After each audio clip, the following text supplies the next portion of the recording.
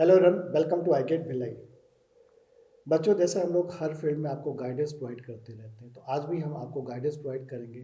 क्योंकि सभी का बचपन से एक सपना होता है गेम प्रोग्रामिंग को लेकर और गेम कोडिंग को लेकर, कि सभी लोग जितने भी अभी चूँकि कंप्यूटर साइंस फील्ड है, सबके पास सभी लोग मोबाइल पे, कंप्यूटर पे, अलग अलग प्लेटफॉर्म पे गेम्स खेलते रहते हैं।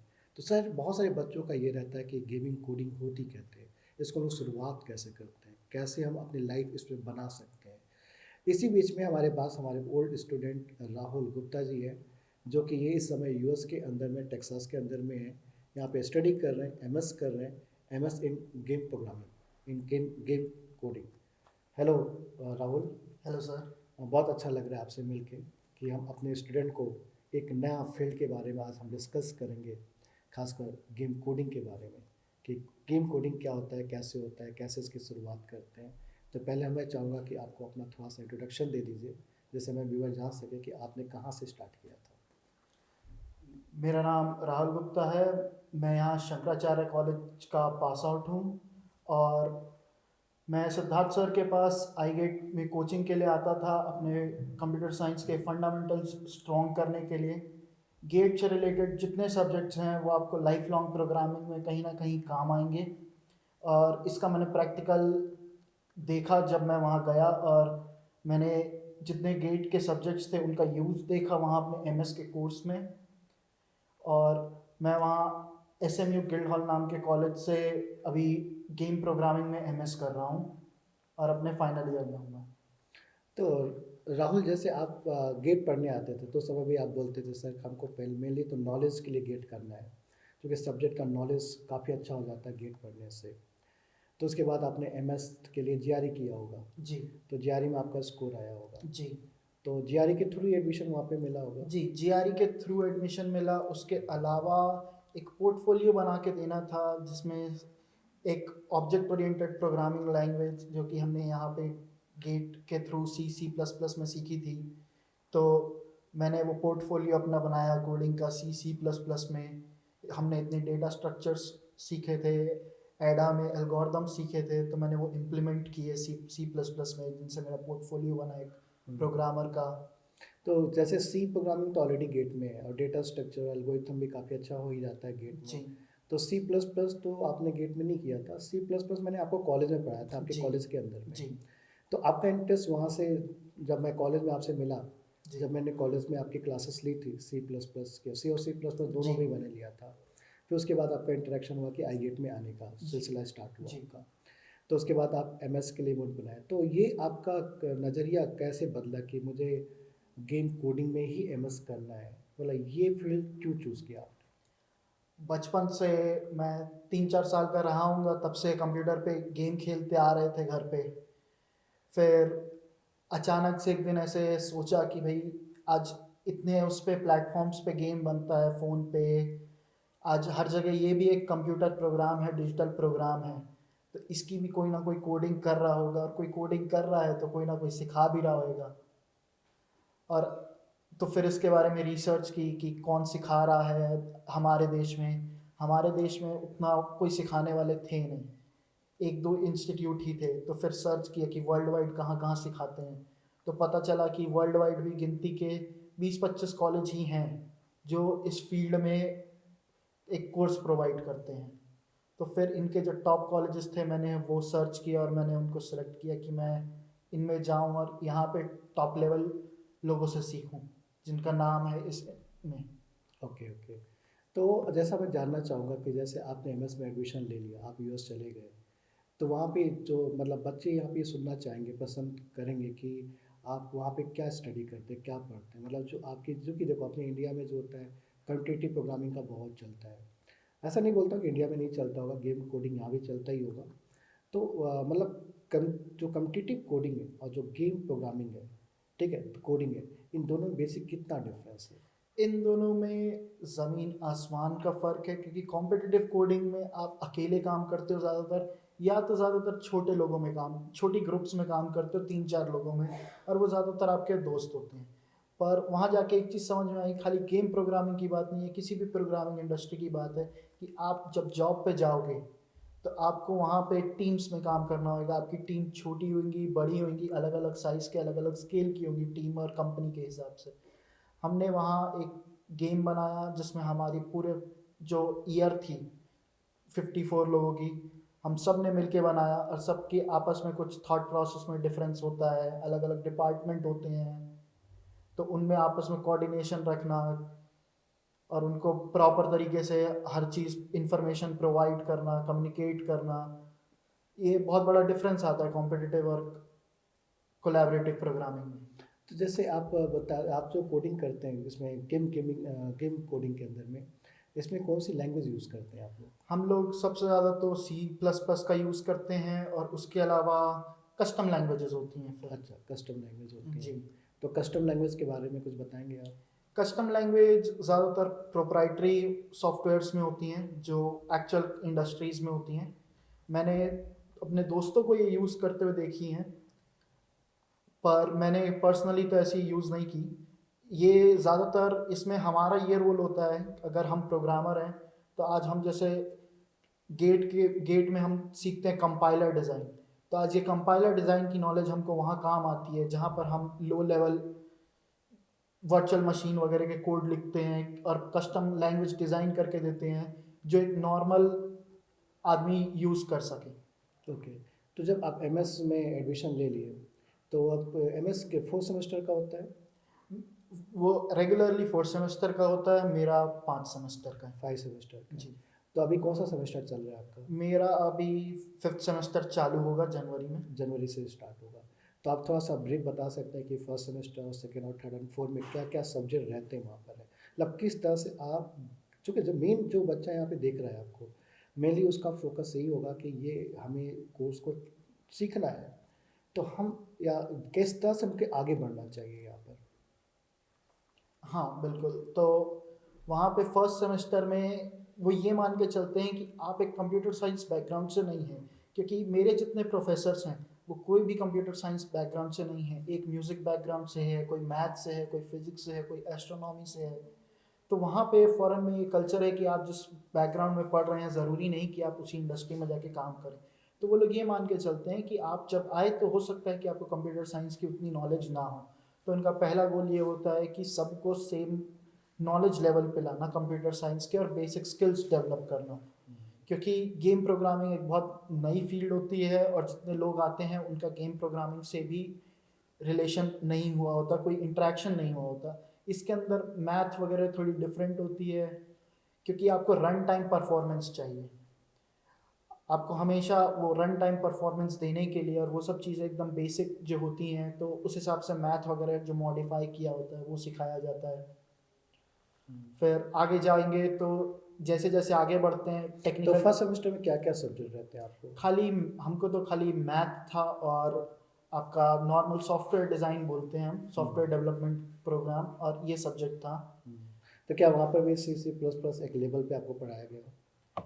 नहीं, हमको सी प्लस प्लस ऐसे एग्जैक्टली नहीं पढ़ाया जाता। ये माना जाता है कि एक बेसिक नॉलेज है सी प्लस प्लस की, पर उसके अंदर वो ये बता देते हैं कि जैसे बड़े प्रोजेक्ट्स में काम करते हैं तो बड़े प्रोजेक्ट्स मेंटेन कैसे करते हैं, कैसे हेडर फाइल्स और कंपाइलर फाइल्स को अलग अलग रखा जाता है। थोड़े थोड़े कीवर्ड्स डिस्कस किए जाते हैं, स्टैंडर्ड लाइब्रेरीज के बारे में डिस्कस किया जाता है कि इनके क्या एडवांटेज हैं, डिसएडवांटेज हैं, कब एरे यूज़ कर सकते हैं, कब स्टैंडर्ड वेक्टर यूज़ कर सकते हैं आप। और सेकेंड सेमेस्टर में क्या था आपके कोर्स में वहाँ पर? सेकेंड सेमेस्टर में हम ज़्यादातर तो हमने एक प्रॉपर फिजिक्स इंजन लिखा, हाँ, 2D physics engine. 2D physics engine. Yes, 2D। इसमें क्या होता है? इसमें जैसे आज हमको तो ये दिखता है कि हमने गोली मारी और सामने वाले को लग गई, तो उसको कुछ डैमेज हुआ, पर ये चीज़ पूरी उस गेम के अंदर नीचे एक फिजिक्स इंजन हैंडल करता है। Okay. Collision detection, collision prevention, ताकि मैं दीवारों से पार ना हो जाऊं। गेम में ये चीज़ बहुत होती है, जिन्होंने खेला हो, कि हम गोली मारते हैं तो दीवार के पार चली गई और सामने वाले को लग गई। तो इस टाइप की चीज़ें डिस्कस की जाती हैं कि ये सब कैसे प्रिवेंट किया जाए, ये सब कैसे होता है। मतलब बिल्कुल बैकग्राउंड में जो उसका म्यूजिक है, जो उसका हाँ मतलब इमेज वगैरह आती है, उस सब के बारे में। हाँ हाँ। जी जी। तो फिर और क्या था यहाँ पर सेकेंड सेमेस्टर में आपके पास? और दूसरा हमने फिर डायरेक्ट टेक्स्ट में पूरा एक रेंडरिंग इंजन लिखा हम्म, कि कैसे अच्छे ग्राफिक्स। डिजाइन कर सकते हैं। हाँ, और म्यूजिक वगैरह जो रहता है बैकग्राउंड में। म्यूजिक वगैरह हमने थोड़ा बैकग्राउंड म्यूजिक और म्यूजिक इफेक्ट्स वगैरह वो हमको थोड़ा एक्सपोजर फर्स्ट सेमेस्टर में मिला था, अच्छा तो अच्छा। हमने उसी को थोड़ा बहुत आगे और खींचा। Okay okay. और थर्ड सेमेस्टर में फिर क्या था आपका? थर्ड सेमेस्टर में एक बहुत ही पर्सनलाइज्ड वो होता है वो सेमेस्टर, उसमें हमने काफ़ी कुछ मल्टी थ्रेडिंग के बारे में सीखा। ओके। 3D में फिज़िक्स कैसे यूज़ कर सकते हैं, कैसे फास्ट फिज़िक्स कर सकते हैं सीपीयू साइड पे, वो सीखा हमने। फिर एक होता है पर्सनल, वो होता है कि हम खुद से एक प्रोजेक्ट सेलेक्ट करेंगे कि हम ये बनाना चाहते हैं, हमको उसका टाइम टेबल बताना होता है, वो अप्रूव होता है कि हाँ इतने घंटे तुम एक्चुअली काम कर पाओगे। तो ऐसे ही तो मैंने भी। मल्टी ट्रेडिंग मतलब आपका यही हो गया ना कि जैसे आपके इमेज वगैरह कैसे मूव करती हैं। जैसे मूवीज़ में आता है ना आजकल बहुत सारे घोड़े दौड़ रहे हैं दौड़ रहे हैं दौड़ रहे हैं। हाँ, क्योंकि इतना सब कुछ होता है गेम में, एक साथ फिजिक्स हो रहा है, एनिमेशन हो रहा है, म्यूजिक चल म्यूजिक रहा भी है चल चल रहा है। रहा है, तो और ये सब चीज़ आपको मिली सेकेंड्स के अंदर करनी है। हाँ तो सही है। सिंगल थ्रेड पे, सिंगल कोर पे आप नहीं कर पाएंगे वो चीज़, हाँ इसलिए आपको अपने प्रोग्राम को थोड़ा ऑप्टिमाइज करना पड़ता है। हाँ।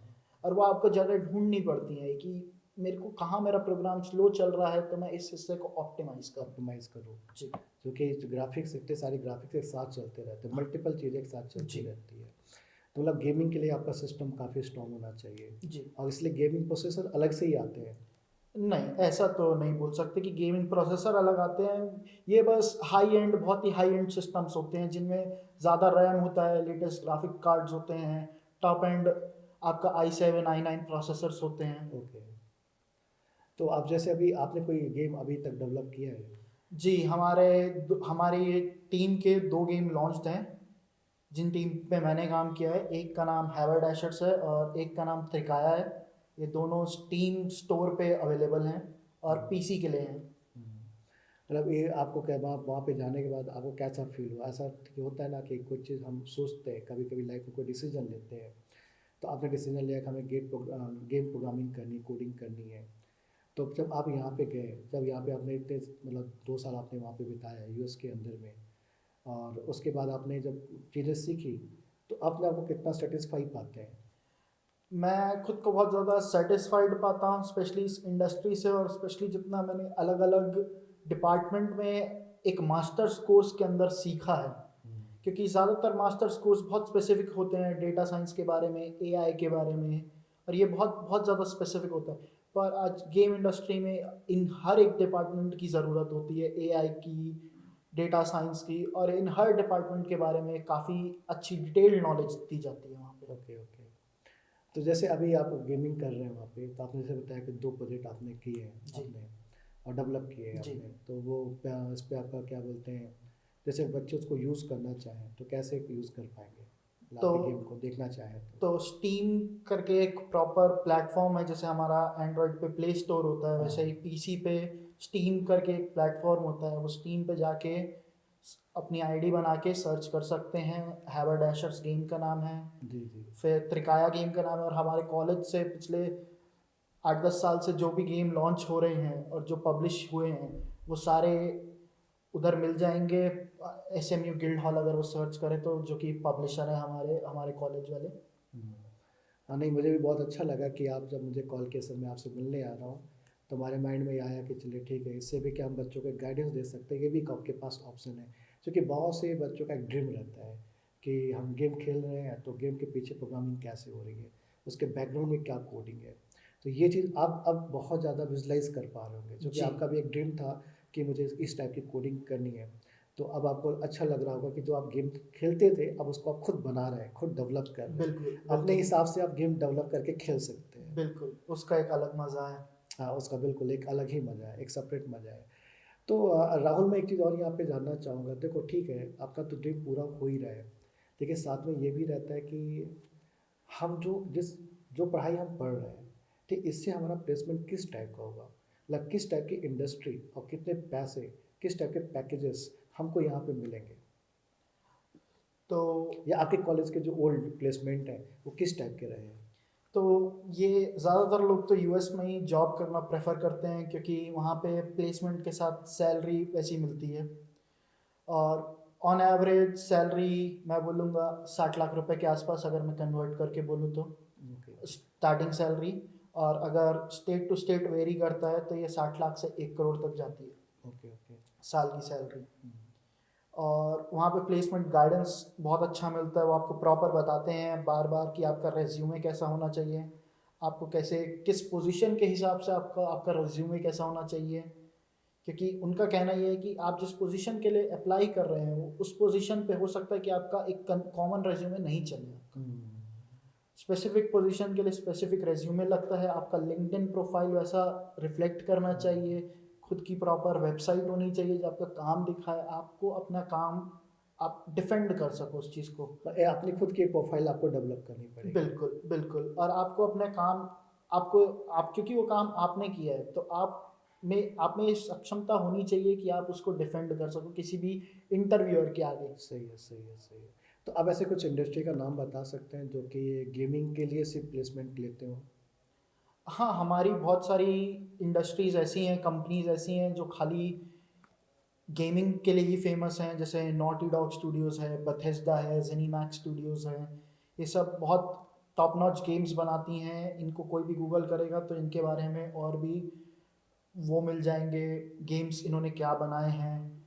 फिर कोई भी ट्रिपल ए गेम सर्च करेगा, और अभी तो बहुत फेमस चल रहा है इंडस्ट्री में साइबर पंक 2077, जिसको CD प्रोजेक्ट रेड ने बनाया है। तो ये सब बहुत बड़ी कंपनीज हैं। जैसे हमारे यहाँ TCS बोलते हैं, TCS वगैरह बड़ी कंपनी कंसिडर किया जाता है। तो ये अपने आप में बड़ी कंपनी है, और ये एक टाइटल जो पब्लिश करते हैं इनको ट्रिपल ए टाइटल बोलते हैं, जिनमें मिलियंस ऑफ डॉलर्स खर्चा होता है। Okay okay. इन तो आपके यहाँ जैसे एमएस में कितनी सीट होती है? हमारे डिपार्टमेंट में, प्रोग्रामिंग के डिपार्टमेंट में तो 17 लोग हैं। 17 लोग रहते हैं। हाँ, तो प्लेसमेंट सभी का हो जाता है 100%? ऑलमोस्ट 100% है। वो 99% बोलते हैं अपने आप को सेफ रखने के लिए, बट अभी तक जितना मुझे पता है ऑलमोस्ट 100% प्लेसमेंट है। तो आपका भी इन फ्यूचर यूएस में रहने का ही विचार है? मेरा फिलहाल तो यूएस में ही रहने का विचार है। हम्म। तो राहुल, जैसे आप बच्चों को कैसे, बच्चा जैसे आपके मतलब इसमें आगे बढ़ना चाहे तो क्या स्टेप्स होने चाहिए, मतलब क्या क्या स्टेप वो ले सकते हैं यहाँ तक पहुँचने के लिए? सबसे पहले तो उनको गेट के जो सब्जेक्ट्स हैं उन पे बहुत ज़्यादा फोकस करना पड़ेगा, क्योंकि उनसे उनका फंडामेंटल स्ट्रांग होएगा। और एक एक सब्जेक्ट इम्पॉर्टेंट है इंजीनियरिंग का, मैं बोलूँगा खाली गेट का ही नहीं, इंजीनियरिंग के भी सब्जेक्ट्स जो लोगों को लगता है कि ये किस काम का है, वो बाद में आगे जाके समझ में आता है कि अच्छा ये यहाँ पे काम का है। हम्म। तो इससे फंडामेंटल स्ट्रांग होंगे। और फिर दूसरा मैं बोलूँगा कि कॉम्पिटिटिव कोडिंग जो होती है, जैसे TCS का जो कोड वीटा वगैरह होता है, उसको क्रैक करने की कोशिश कीजिए। उसमें आपको ज़्यादा समय नहीं देना है, आप उसमें 2 दिन देने हैं आपको। और उसके अलावा और भी आप ऐसे 2-2 दिन के छोटे छोटे वो रखिए, ताकि आप ज़्यादा उसमें समय स्पेंड भी ना करें, एट द सेम टाइम आपको रिजल्ट भी अच्छा मिले वहाँ पे। ओके। तो राहुल, अपने जूनियर्स को क्या मैसेज देना चाहेंगे एट द एंड? फ्यूचर की सोचो अच्छे से कि मैं खुद को 10 साल बाद कहाँ देखना चाहता हूँ, मैं खुद को कितना सक्सेसफुल देखना चाहता हूँ। खुद को अपने आसपास के सक्सेसफुल पीपल लोगों से जोड़िए। आज आप आई गेट आ रहे हैं तो बहुत सारे लोग हैं जिनका गेट निकल जाता है। हो सकता है आपका इस साल ना निकला हो, तो आप अगले साल फिर कोशिश कीजिए, ऐसा निराश मत होइए। और अगर वो भी नहीं निकले तो हिम्मत मत हारिए, आप कोई ना कोई दूसरी जगह पहुंच जाएंगे अच्छी। आप यहाँ आए हैं तो यहाँ से तो फिर आपने बहुत अच्छा डिसीजन लिया है। जो आपने पहला डिसीजन जो आपने अच्छा लिया वो यही है कि आपने आई गेट ज्वाइन कर लिया। इसमें आपको जो नॉलेज मिलेगी, आप बस नॉलेज गेन करने की सोचिए यहाँ पे। रिजल्ट तो फिर आपको अपने आप दिखने लगेंगे कुछ सालों हाँ, के पढ़ाई अंदर। तो कभी खराब नहीं जाती। यदि बिल्कुल आपने बिल्कुल अच्छी पढ़ाई पढ़ी है और अच्छे से मेहनत की है, कहीं ना कहीं तो आपको काम आ ही जाएगी। बिल्कुल। मतलब मैं तो ऐसे बहुत से बच्चों को पढ़ाया हूँ जो यहाँ पे आए, गेट पढ़े, और गेट के पास उनको, गेट जैसे NIT के बच्चों को मैंने देखा है यहाँ पर, कि आने के बाद उनसे पूछो तो बोलते थे हमको तो MSc करना है। फिर मैं उनसे पूछता था MSc करना तो गेट क्यों कर रहे हो? बस सर नहीं, गेट तो करूँगा मैं, क्योंकि गेट के सब्जेक्ट का उनका जो नॉलेज होता है ना, क्योंकि अल्टीमेटली जॉब तो मुझे इंडस्ट्री में जाके करनी है ना, तो जो कोर सब्जेक्ट उसका नॉलेज तो हमें होना ही चाहिए। ठीक है, यहाँ से हम पढ़ के जाएँगे, हमारा सब्जेक्ट में नॉलेज अच्छा रहेगा, ठीक है? और गेट एक ऐसा है माध्यम कि अपने सब्जेक्ट को आप अच्छे से समझ सकते हैं। अंडरस्टैंडिंग काफ़ी बढ़ा सकते हैं आप, क्योंकि वहाँ पे जिस टाइप के क्वेश्चंस, जिस आपके लॉजिक्स यूज़ होते हैं और जो हम लोग का पढ़ाने का स्टाइल है, आई गेट के अंदर में, तो बच्चे काफ़ी पसंद भी करते हैं उस सब चीज़ों को। फिर बोलते हैं वहाँ पे जाने के बाद काफ़ी ईज़ी हो जाता है, हम वहाँ से पढ़ के जाते हैं। हाँ, बिल्कुल। जो लोग पढ़ के नहीं आते, उनके लिए काफ़ी डिफ़िकल्टी हो जाती है कि उनको फिर से एल्गोरिथम, डीएस ये सब बहुत चीज़ें मेहनत करनी पड़ती है। तो हमको उतना बर्डन नहीं रहेगा, इसलिए हम अपनी एडवांस से प्रिपरेशन करके जा रहे हैं कि प्लेसमेंट के टाइम में हमको काफ़ी ईज़ी हो जाए। बिल्कुल, बिल्कुल। तो बहुत अच्छा लगा राहुल आपसे बातचीत करके, और हमारे जो स्टूडेंट हैं उनको भी काफ़ी चीज़ें पता चलेगी कि हम ऐसा भी कर सकते हैं, ये भी हमारे पास एक ऑप्शन है फ्यूचर में करने के लिए। बिल्कुल। Thank you, all the best. Thank you sir.